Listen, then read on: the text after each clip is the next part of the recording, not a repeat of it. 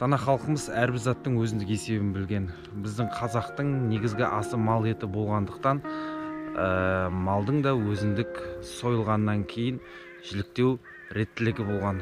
Осы реттілікті бүгін біз сіздермен көретін боламыз. Ол үшін арнадан алыстамаңыздар, тіркеліңіздер. Біз мал жіліктеуді бастаймыз.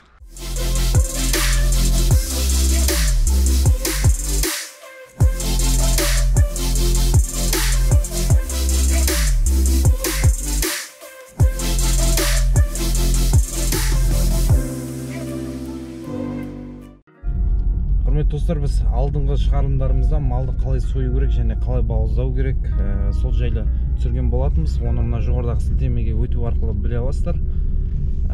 Қоғалкөл ауылы, таңғы сағат 4. Біз мал сойылған жерге келе жатырмыз. Арнадан алыстамаңыздар достар, қазақ контентті қолдаңыздар. Ол үшін лайк басыңыздар, пікір қалдырыңыздар. Трендке шығуымыз керек, бір сөзбен айтқанда. Ассалаумағалейкум. Қалайсыз? Бүгінгі сойып жатқан малдың иесі Азат ағамыз. Алейкум салам.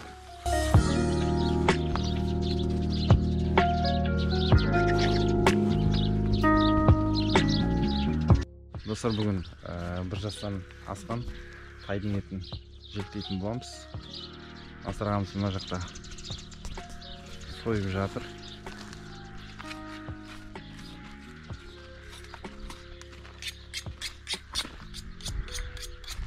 Ал достар, бүгінгі процесіміз бастаймыз. Бүгінгі малды соятын Түркияда нөпірет болса, біздің ауылда Насырет деген Насыр ағамыз. Ассалаумағалейкум Насыр аға. Уалейкум ассалам, қалай амансыздар ма? Насыр аға, бүгін не істейміз енді? Енді өткен жолы мына қолды қалай аламыз, терін сыпыру, мауыздау, малды. Алдыңғы қолды артты санды алдық. Енді малды қалай жіліктеу керек, мына қабырғаны қалай алу керек, сол жағын айтамыз. Түсіретін боламыз ба? Иә, соны түсіреміз. Енді мына қазір мына 6 қабырға алынады, мысалға, мінекей. 6 қабырға аламыз ғой бірінші? Иә, бірінші қабырға аламыз мінекей. Қабырғаны қалай алу керек, әдіс тәсілін үйретейін деп тұр. Міне, көрдіңіз бе, мінекей басталды. Міне, бір қабырға, 2, 3, мінекей, 4, мінекей, 5, мінекей, 6 қабырға. 6 қабырға, иә? Бұны салып атқан себебімді мына көрдіңіздер ма? Көбісі мынадан қарсы салады да, мына қарта жаңа ішінен не қылады. Сондықтан да мынаны осылай салу керек бірінші. Пышақты көрдіңіз ба? Сол кезде ар жағында нелер кеспейді. Мінекей, бірінші қабырға, мына бірінші қабырғаның басы жалпақ болады. Сондықтан да мынаның басынан былай қарта алынады мынау. Көрдіңіздер ма? Міне. Өз белгілі ме, көрдіңіз ба? Көбісі мұны, енді бұдан кейін көбісі пышақты бұлай салады. Ол да қате. Түні баста бүйтіп салған кезде, екінің бірде бала алғанда мұны 5 пен 6 салған кезде мұны ішіндегі қарынды жарып жүру мүмкін. Сондықтан да пышақты бұлай қарта саласыз, мінекей. Көрдіңіз ба, мұна етті кесілді ғой.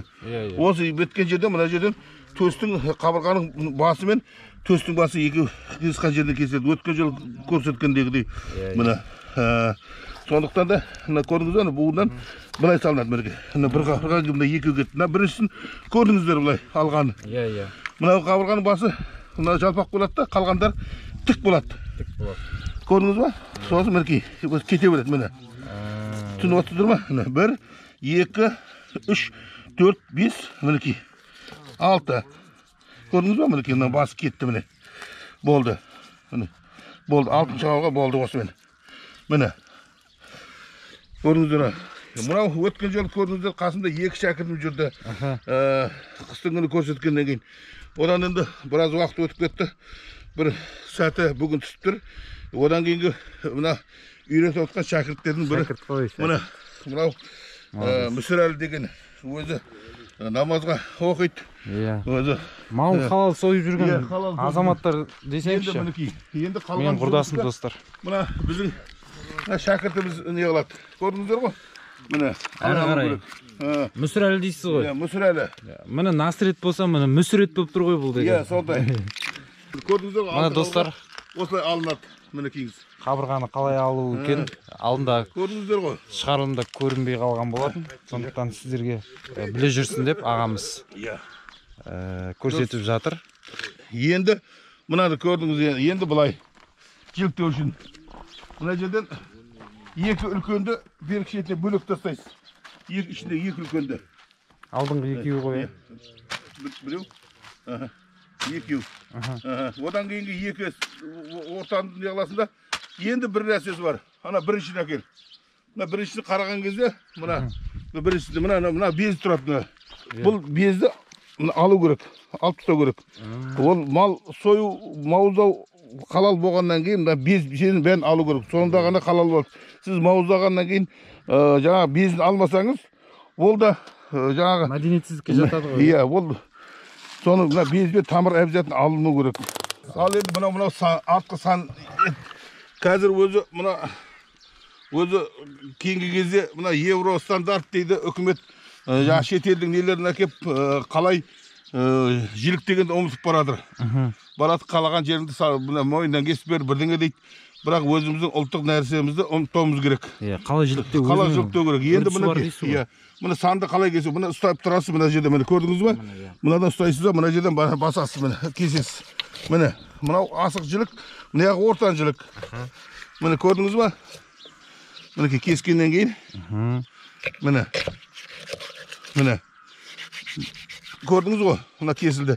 Енді мынаны бұлай қоясыз, мінекей. Міне көрдіңіз ба? Мінекей қойдыңыз ғой. Мінекей мынау без, мына бірінші мына безді алып тастайсыз. Көрдіңіз ба? Мінекейіңіз. Мына безді алып тастайсыз. Мінекейіңіз. Безді алып тастайсыз бұны. Содан кейін мына екі орда, мына көрдіңіз ғой, мына екі орда кішкентай ет бар өзі. Ортан жіліктен соның бер жағынан бұлай қарап телесіз, мінекей. Көрдіңіздер ғой, мінекей. Міне. Ұмытпаңыз, мына іш жағын қаратып қойып бірінші кесесіз. Көбісі сыртынан кеседі, ол да болады, бірақ оның мына кескен себебім, мынаның астында қазір тамыры болады, без болады. Соған бола міне кесесіз, мінекей. Көрдіңіз ба? Міне. Мінекей. Енді мынаны тамырымен бүйтіп осыны еғылай берсеңіз, астында мінекей без бар. Бұны көбісі біле қоймайды, оны кесетті тастай салады. Аударамыз. Мінекей, аударды. Көрдіңіз ба? Енді жаңағы жерде астыңғы жағы бұлай тік кескен кезде, енді бұнда олай кеспейді. Мына етті көрдіңіз ғой мына? Міне, өзінше бөлек етті, міне. Бұл асық жіліктің еті. Соған мына тамыр көрдіңіз, май ізі тұр, міне. Міне, осы бір қиғаштап кесесіз, міне. Көрдіңіз ба? Мынаның басына, міне, көрдіңіз ба? Міне, өзі шығады, мінекей. Өзі Алла тағаланың бөліп қойған нәрсе, сонымен осылай кесіп жібересіз, міне. Мінекей, мына өзі бөлініп астында көрініп тұрады, міне.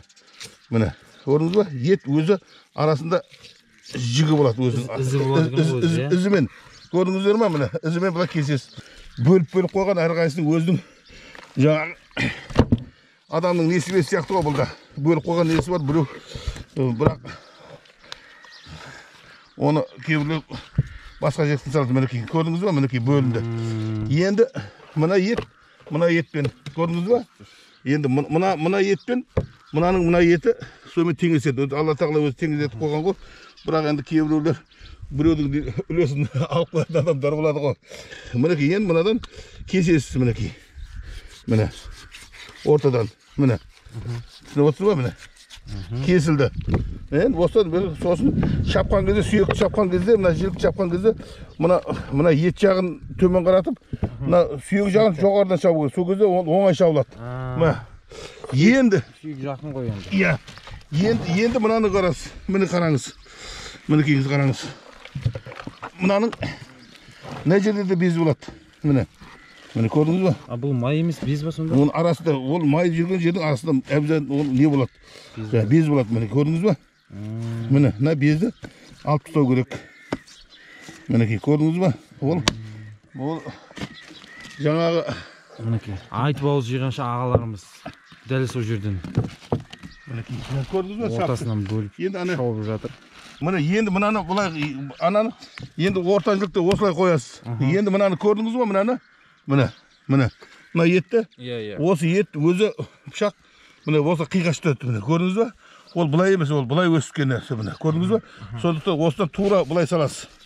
Міне. Мінекей көрдіңіз ба? Міне тура салсаңыз, міне. Міне кесілді.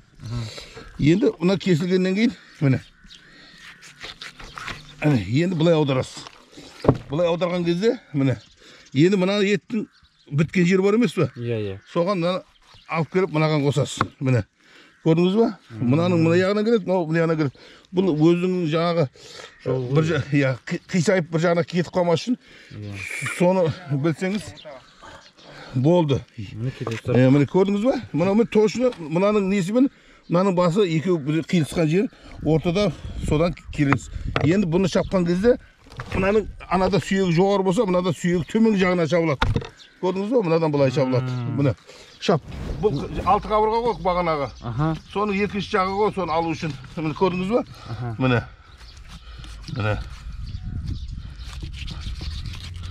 Көрдіңіз ба? Бағанағыдағы аласасын ашты тіреп отыр. Астына.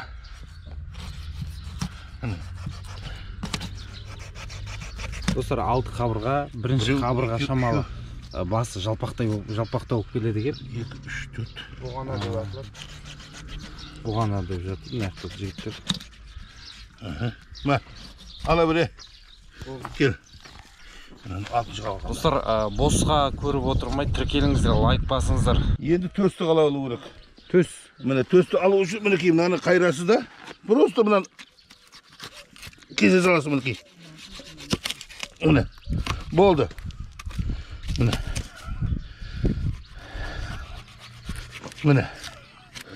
Болды бопты міне. Кесе саласы. Болды мінекей. Алдын төсін достар. Иә. Қабырғаның алынып болғаннан кейін қабырға бар. Болғаннан кейін мінекей. Мына төс мінекей. Төсті бұлай аласыздар. Міне. Болды. Достар, жаңа артқы аяқ санды қалай алған түсірсек, шілік деген. Енді қолды түсіретін боламыз. Мінекейіңіз. Қолдың қалай мінекей, бірінші өшірт мынаны. Мінекей, мына ет. Мына тоқпағыншылықтың еті. Көбісі мынада кесетті. Мына кәржілікке жіберіп қояды. Сондықтан да оны жібермесе бірінші өшірт мына өзінің етін алу керек. Мінекей, көрдіңіз ба? Бұл еттің алған себебіміз бір жағынан өзінің тоқпағыншылықтың өзінің еті болады да, екіншісінде мынаның астында без болады, тамыр болады, ұзын тамыр. Міне көрдіңіз ба? Пока мінекей көрдіңіз ба? Осы тамыр шыққанша мына кесіп шығу керек. Мінекейіңіз көрдіңіз ба?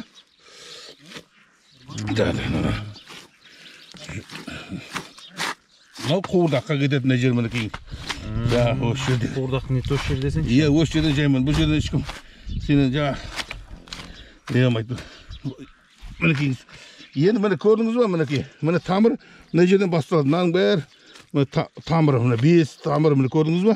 Мінекей. Осыны енді көрдіңіз ба? Апарасы мінекей. Міне көрдіңіз ба? Оның астында тұр. Өзі тығылып ана еттің астында. Оны енді көбісі біле бермейді. Сондықтан да бұны алып тастайсыз. Мінекей енді қай жерде без бар екен, достар, нақтылап көріп алыңыздар. Үйде соям деушілер болса. Иә, ол енді мынаны бетін қарта аударасыз мінекей. Енді мінекей көрдіңіз ба? Мінекей мынаны енді мына кәржіліктің етін аласыз. Мына жерде мына жауырынға тақап мінекей. Мына тоқпажылықпен әкеп мына жерге тоқтайсыз. Көрдіңіздер ғой міне.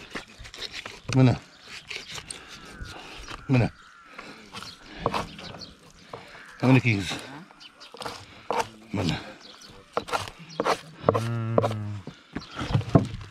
Көрдіңіз ба? Мынау енді міне жауырын алады бөлек мінекей. Жауырыны. Көрдіңіз ба мінекей?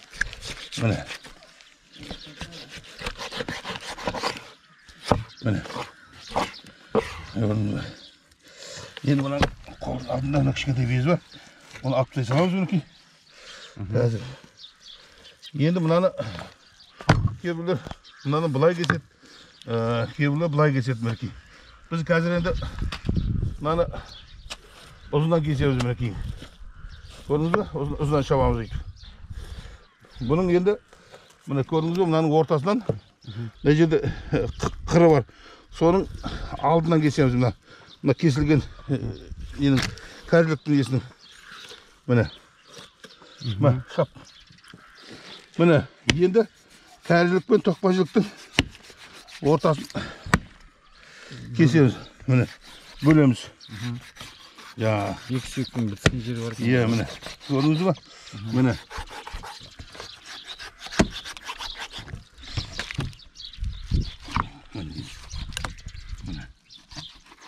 Насыр аға, енді көрермендерден де бір сұрақ болсын, жаймен қойып отырайық. Ең көп күніне қанша мал сойдыңыз осы кезге дейін? Енді ең көп әрқалағы 5-еу болады, 6-еу болады. Мына жаздың күндері, қыстың күндері адамдардың бәрінің жағдайы келе бермейді. Жаңа нетуге. Яғы бір жылқын сойып алуға жаздың күндері мысалы бұзылып кетеді, тоңазытқыштары болмайды, не қылмайды. Сондықтан да көбісі жиі жаңағы жаңа сойған ет жегісі келеді. Жаңағы сондықтан да кішкентай болса да свежий ет жегісі келеді. Иә, сондай. Заман өзгерді ма, халықтың жағдайы көтеріле ме десем, одан шамал түсіп барады ма білмеймін. Әйтеуір бұрын бір жылқыны қыстың күні сойып алады ғой, көбісі соғымға деп. Енді қазір жаңағы жіліктеп алады. Енді мынаны қарап жүріңіз. Мінекей енді мынау жаңағы тоқманшылық. Енді тоқманшылықты мынаны көрдіңіз бе? Мына жерде біткен жер бар өзі. Содан мінекей мына жер өзі белгілі. Мына жер өзі қалай кетсек те өзі шұқыр болып қалады өзі. Міне осы шұқырдан былай саласыз мінекей. Көрдіңіз бе? Міне.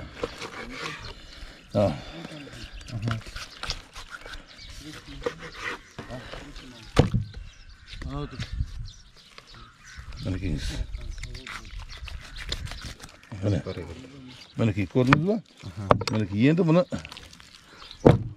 бұлай қып шабасыз мінекей. Көрдіңіз ба? Көрдіңіз ба? Көбісі егер мұнаны алмасаң, кәрізлікке кетіп қалады. Сол жерде мынада ет төме қалады екінші жағында. Сондықтан да осыны осылай не қылады. Достар, мына ең жаймен бөлініп тастауда 12 жілік. Барлықтарыңыз білесіздер, малда 12 жілік болатын. Енді мына кәрізлікті қалай кесу керек? Мына кәрізлікті ең оңай, көбісі мына сыртынан бүйтіп бөліп атады. Бұл енді қанша деген қиындау болады. Сондықтан да мынаны төмен қаратып қойсаң, мынаны былай қылатасыз да, мынаны былай істеу керек. Былай қаратып қойсақ қиындау болады. Өйткені мына қолыңа мешайт береді мынаянан. Пышақ тиіп кетуі мүмкін. Сондықтан да мынаны құлатасыз. Сосын мынаны бері қаратан жасаңыз, мінекей көрдіңіз бе? Мына қолға да қауіпсіз болады. Сосын кесуге де ыңғайлы болады.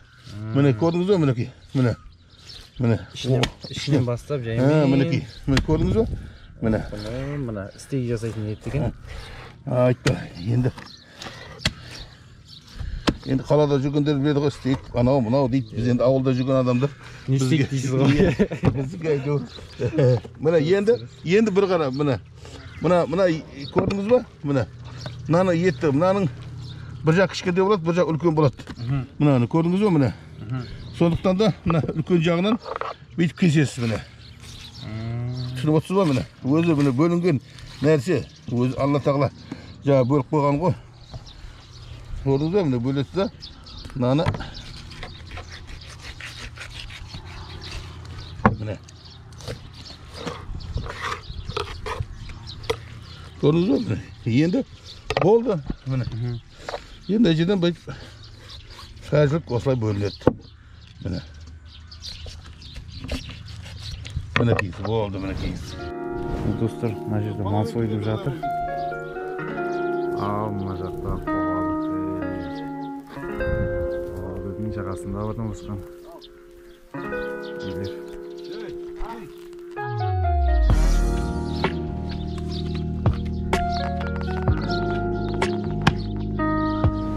Ортан жілікті мінекей, мынау жауырының мына бетіне тастадың, көрдің ба? Мінекейіз.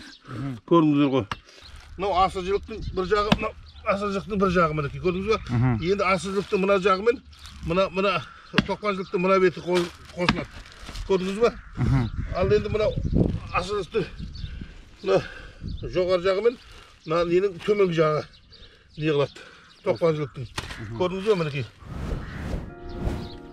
Достар, егерде біздің осы видеомыз 50 000 қаралым жинаса, сіздерге табаққа етті қалай жасау керек, сол жайлы видео түсіретін боламыз. Сондықтан біздің бұл видеомыз YouTube'дан ешқандай ақша таппайды, өйткені мал сойылған жерде YouTube өзінің шектеулері бар. Сондықтан әрбір қазақ білсін деген ниетпен түсіріп жатырмыз. Біздің арнаға тіркеліңіздер, WhatsApp'тағы группаларға таратыңыздар.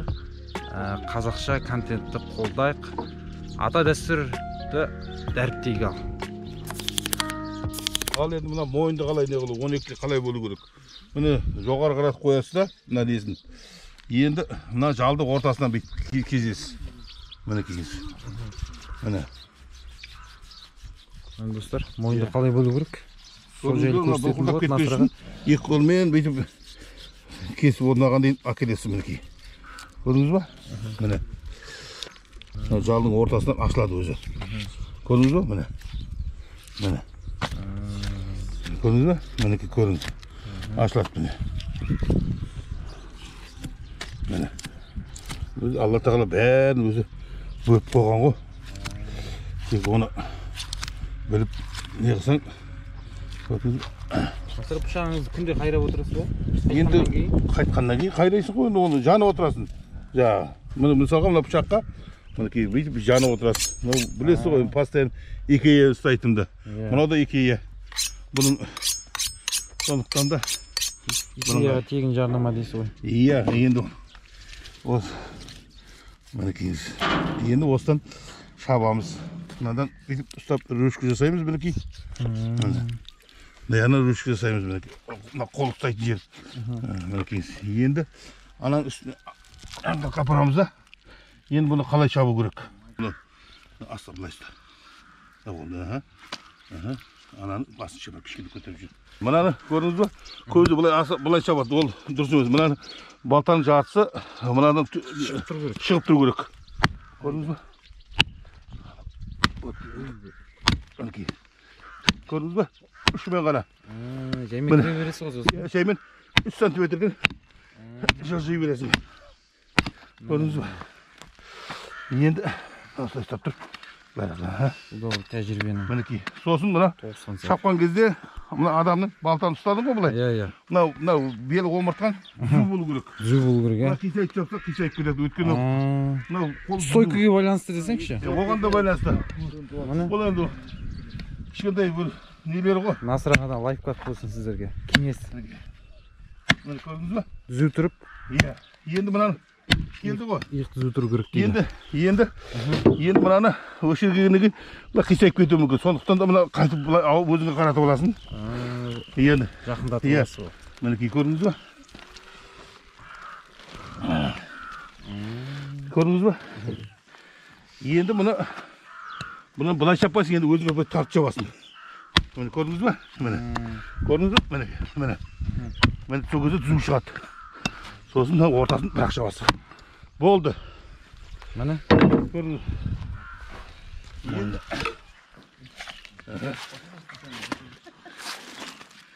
Енді осылай ажыратамыз достар. Ажыратамыз, ананы маған бер.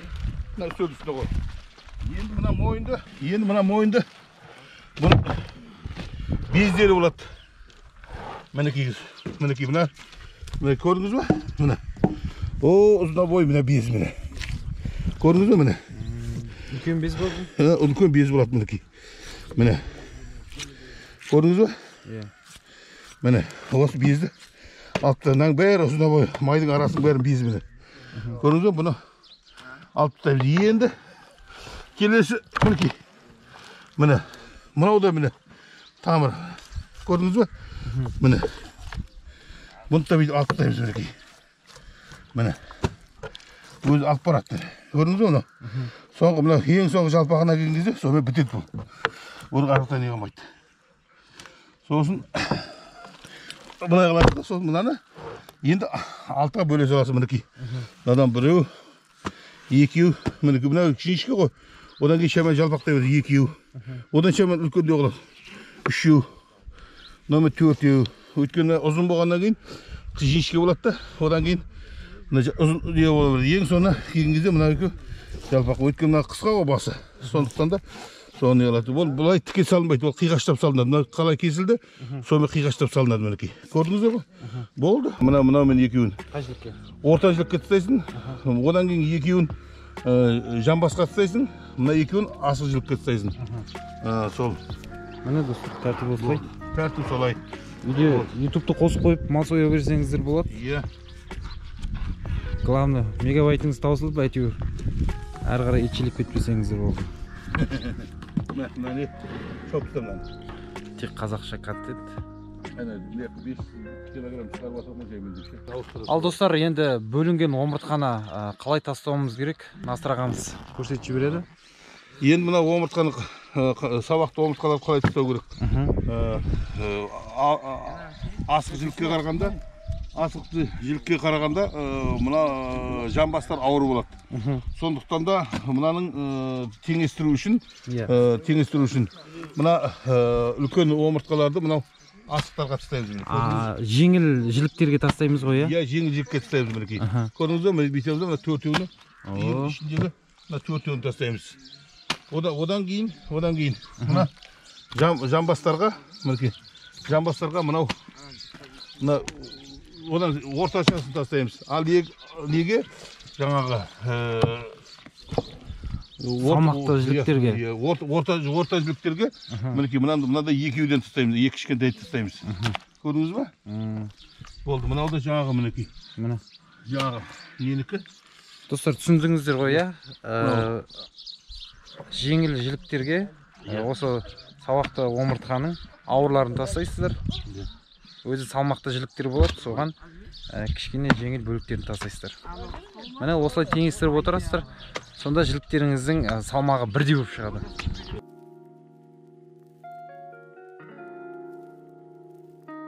Достар, енді көбісі ойлайды, ресторанда жеп жатқан стейкінің өзін біле білмейді.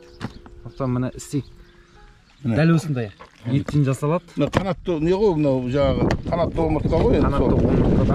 Қанатты омыртқадан екеуі бөлінеді, міне екеуі шығады мінекей. Ресторанда неге дәу болып келмейді осындай?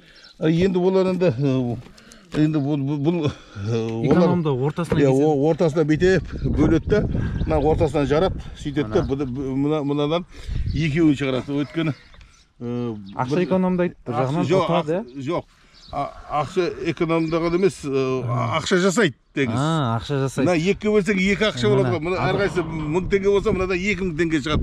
Мұны қалың болса піспеуі де мүмкін. Жұқа болса тез піседі бүйтіп. Дұрыс. Ол светтен эконом жасайды.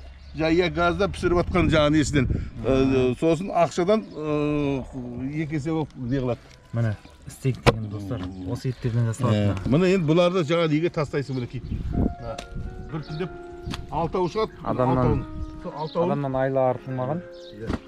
Мінекей, бұны біртіндеп тастап шығарсың мінекей. Қандай ірі ет, ресторанда бізде ортасынан бөліп өзінің соустарын қосып керемет жасап береді. Бұйыртса стейкті де жейміз. Мына не қыл? Мінекей мал сойып жатқан жандарға Азекеңнің ұйқашар ораза шай. Мінекей, енді мына жамбасты қалай болу керек? Мына көрдіңіздер ғой жамбасты. Енді бірінші очередь мынаның домалақ ұршықтың түсетін жері бар емес пе? Иә. Соның алдынан мінекейіңіз. Ұршықтан? Иә. Былай қарап тіке саласыз мінекей бөліну үшін міне. Көрдіңіз ба?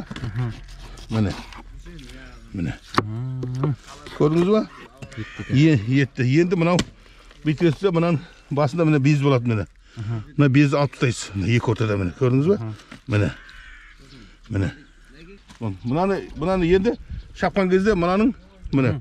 Мына ұршықтың алдынан екі ел аласыз да, бұлай шабылады. Мына түбінен шапсаңыз ол шабылмайды. Мынаны майдалап етіп жүреді. Сондықтан да мынаны екі ел алып шабасың. Камал мырза екі елін көзбен қойып тұр. Балдан шаба қисықтап солай қарапта. Болды. Енді кес. Мына кейін мынаны қараңыз енді. мінекей. Мынаның мінекей, мына жағын, мына жамбастың, мына кәржіліктің мына бетіне қоясыз, көрдіңіз ба? Мына ет, мынау жалпақ жағы, шекемен қосылып тартатын жағы. Мынау ұршық жағы, мына ғана түседі. Бұл енді құдағайларға неге тартылатындар ғой. Өзің түсуде, қоюда несі бар ма сонда? Тәртібі бар оның. Енді басқа жағын қайдам, енді біздің бұрынғы ата-бабамыздан кеткен Қызылордада осылай қылып салынады. Бүрісі осы дейсіз? Иә, міне қала туралы әңгіме болып отыр, құрметті достар. Біздің оқырмандарымыз қайсы қай жақтан, қай қаладан жаза отырыңыздар. Құрдасым шек қарында ұрып жатыр. Молодец. Үйренем дейтін кісілер болса хабарлассын. Үйренем деген жас келіндер болса хабарласыңыздар деп тұр. Мен құрдасым. Қолдан келгенше үйретеміз деп тұр әні.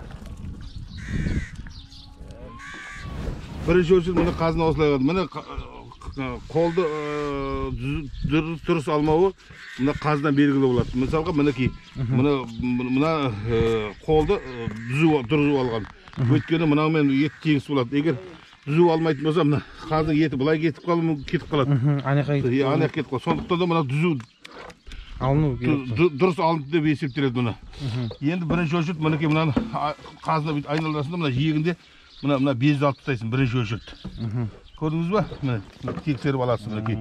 Міне без мінекей. Көрдіңіз ба? Қараңыздар. Мінекей. Ол көбісі енді алатындары бар, алмайтындары бар, ұмытып кетеді. Кейбіреулер жаңағы мінекей сол тастайсыз. Енді мына біріншісі, мына бірінші қабырғадан, мына бір қабырғаны кесесіз мінекей. Міне. Көрдіңіз ғой мінекей. Бірінші қабырға кетеді мінекей. Міне.